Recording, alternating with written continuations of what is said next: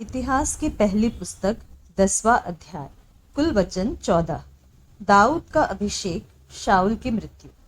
पलिश्ती इसराइलियों से लड़े और इसराइली पलिश्तियों के सामने से भागे और गिलबो नाम पहाड़ पर मारे गए। और पलिश्ती शाऊल और उसके पुत्रों के पीछे लगे रहे। और पलिश्तियों ने शाऊल के पुत्र योनातान, अबीनादाब और मल्कीशू को मार डाला। और शाऊल के साथ घमासान युद्ध होता रहा और धनुर्धारियों ने उसे जा लिया और वह उनके कारण व्याकुल हो गया।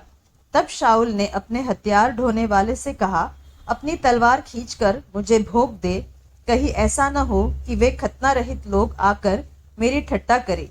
परंतु उसके हथियार ढोने वाले ने भयभीत होकर ऐसा करने से इनकार किया। तब शाऊल अपनी तलवार खड़ी करके उस पर गिर पड़ा। यह देखकर कि शाऊल मर गया है, उसका हथियार ढोने वाला भी अपनी तलवार पर आप गिरकर मर गया। यो शाऊल और उसके तीनों पुत्र और उसके घराने के सब लोग एक संग मर गए। यह देखकर कि वे भाग गए और शाऊल और उसके पुत्र मर गए, उस तराई में रहने वाले सब इस्राएली मनुष्य अपने अपने नगर को छोड़कर भाग गए और पलिश्ती आकर उनमें रहने लगे। दूसरे दिन जब पलिश्ती मारे हुओं के माल को लूटने आए, तब उनको शाऊल और उसके पुत्र गिलबो पहाड़ पर पड़े हुए मिले।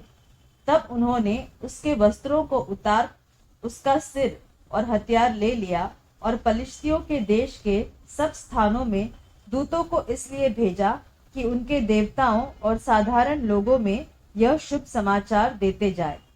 तब उन्होंने उसके हथियार अपने देवालय में रखे और उसकी खोपड़ी को दागोन के मंदिर में लटका दिया।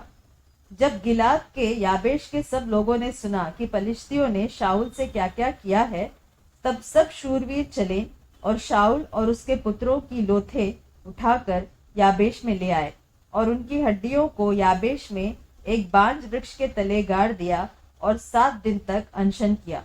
यो शाऊल उस विश्वासघात के कारण मर गया जो उसने यहोवा से किया था, क्योंकि उसने यहोवा का वचन टाल दिया था।